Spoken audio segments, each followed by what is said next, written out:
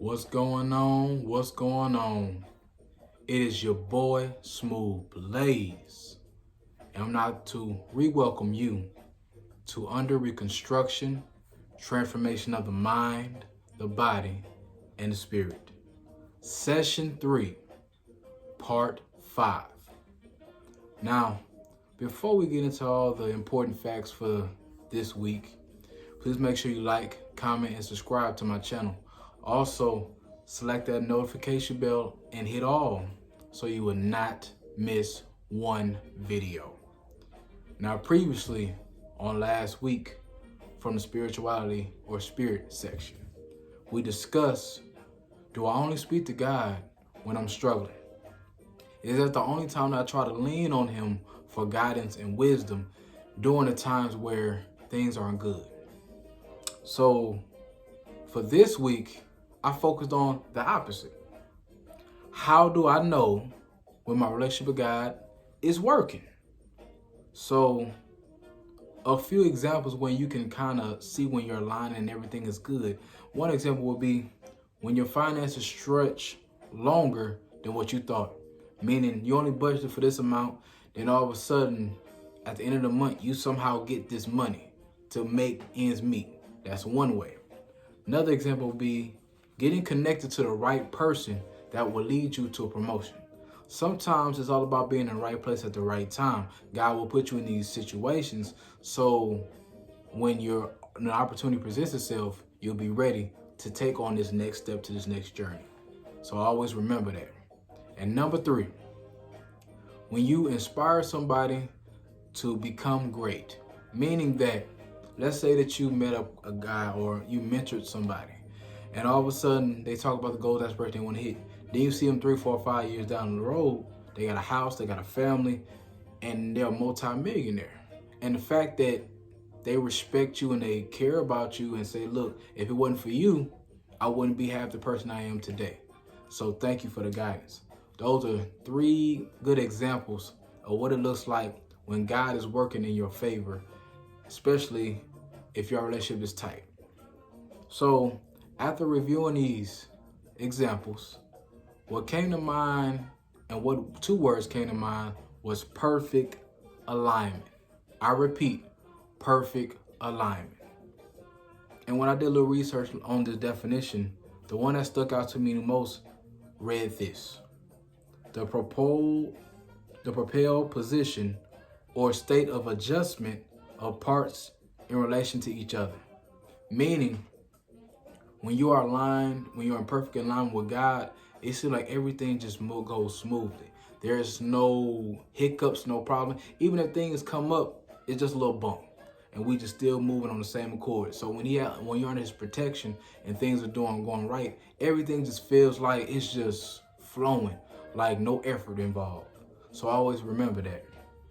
But after reviewing all these things, the examples, as well as the definitions, what came to mind is, here are some ways that I know God is working in perfect alignment with my life.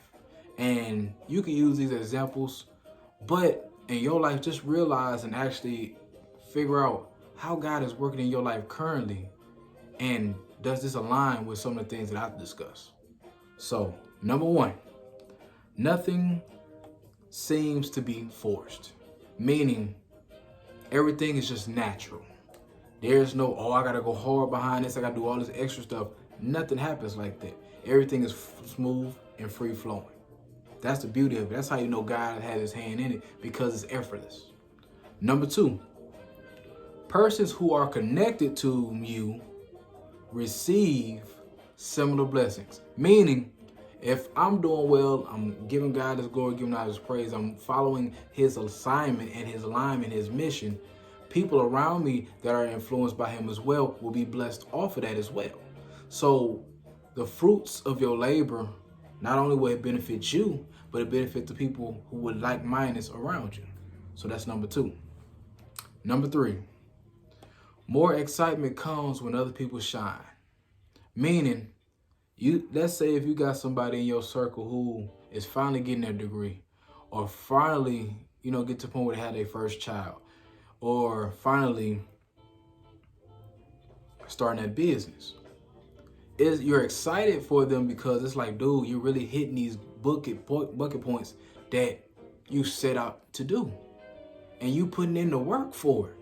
And it's beautiful because there's so many people out here that don't do that. That you see another man shining or another woman shining, you gotta hate on him. For what? That's his assignment, that's his mission. Show love to that dude because on the cool, or show love to that woman because it's their time to shine. What's last shall be first, what's first shall be last. Just always keep that in mind. Number 4, fear and worry is at a minimum. Meaning, when you're leaning on God and you know God is going to take care of it, you're not afraid and your worry level is to a minimum. Meaning that no matter what hiccups come, it's going to already be done because you have to ask yourself this.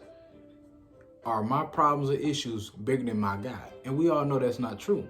So always insinuate that God knows your path. No, he knows what you're going to do. He knows what you're not going to do. But at the end of the day, make sure you make sound decisions when it comes to that.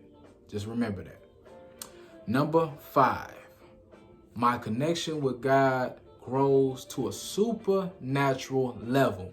Meaning, me and God just on a whole different level. Like my mindset is different. Wisdom, guidance, my perspective on things change. My mindset as far as things I used to do, what I used to like is gone. There's a difference between being on that level where you so up in the clouds above all is that a lot of things don't faze you no more. That's a different type of spiritual connection. And last but not least, number 6, test translates more into opportunities for growth. Meaning that when a trial, tribulation, or a test is brought to your face, you're excited because at the end of the day, you got God on your back and you realize, man, this is an opportunity for me to grow and do some crazy stuff. People put boulders and all these things in front of you for a reason. They want you to break. They want you to fold. But at the end of the day, always remember, God would never give you anything or more than what you can bear. So just review these 6 steps and I promise you, you can relate this to your life. It don't necessarily have to be these things, but there are some similarities that you may encounter on a weekly or monthly basis. So before we close, 1, I would like to thank you for showing love to your boy Smooth Blaze. And just make sure you like, comment, and subscribe to my channel. Also, select that notification bell so you will not miss one video. And when you hit that notification bell, select all. You can't forget that, man. You can't. We're trying to make this thing grow. But at the end of the day, I'm going to leave you with this. We cannot control the hand that was dealt for us, but we can move with a purpose. It is your boy, Smooth Blaze, and I'm signing out. Peace and love.